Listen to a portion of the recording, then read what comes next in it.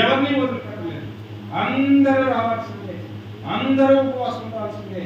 చూడండి 10వ వచనం. పొలము పాడైపోయెను, పొలం పాడైపోయింది, భూమి కూడా నీ గురించి అంగలారుస్తున్నది, ధాన్యం నశించిపోయింది, ద్రాక్షారసం లేదు, తైలం నూనె లేదు, నూనె వాడిపోయింది, భూమి మీద పైరు లేదు, నీ ఇంట్లో ఏమీ లేదు. గోధుమ కర్రలను యవల కర్రలను చూసి సేద్యగాళ్ళు సిగ్గులందుతున్నారు. అయ్యో అయ్యో పంటలు పండటం లేదు, అయ్యో ఏం చేయాలంటున్నారు. అటువంటి వారిని ఏమంటున్నాడు దేవుడు? ద్రాక్ష తోట కాపరులారా, రోదనము చేయుడి.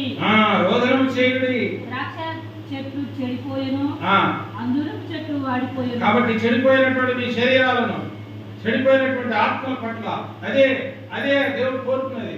ఆ చెడిపోయినటువంటి భ్రష్టులారా, భ్రష్టులైన బిడ్డలారా, తిరిగి నా వద్దకు రండి. అదే చెడిపోయిన స్థితి. కాబట్టి చెడిపోయింది కదా, ద్రాక్షరసం లేక అంజూరపు చెట్లు,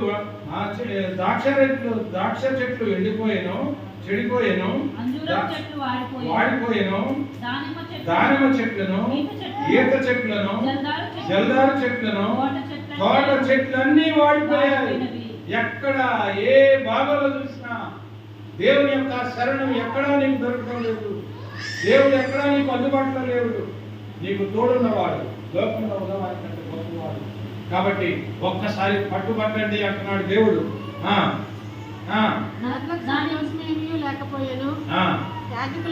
యాజకులు